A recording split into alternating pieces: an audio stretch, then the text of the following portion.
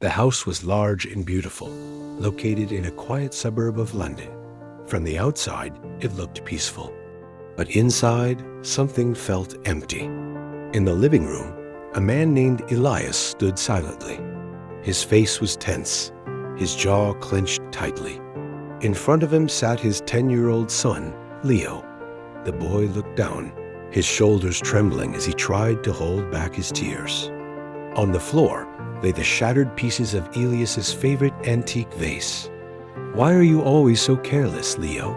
Elias shouted. "I've told you many times not to play ball inside the house." His voice echoed through the room. Leo slowly lifted his head. In his eyes, Elias did not see regret. He saw fear. Without saying a word, Leo stood up and ran down the hallway. A second later, the sound of a door slamming filled the house. Silence followed.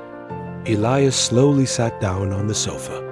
His anger faded, replaced by a heavy feeling in his chest.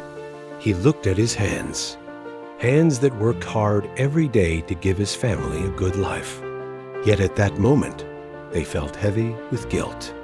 That night, Elias couldn't sleep. He walked into his study and opened an old box filled with photographs.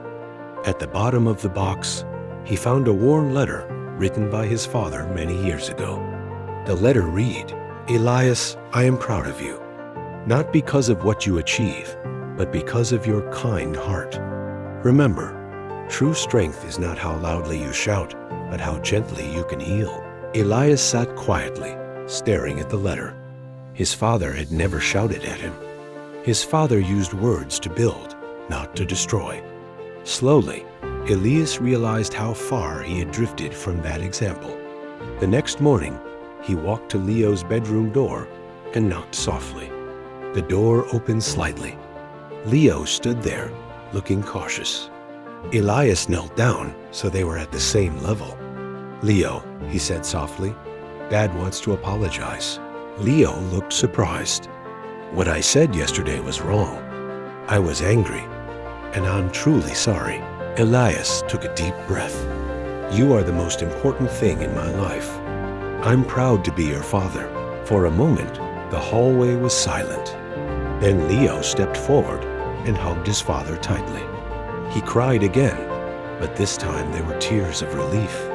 In that quiet moment, something changed. The invisible wall between them slowly disappeared. That day, Elias learned something powerful. Words can break a heart, but they can also heal one.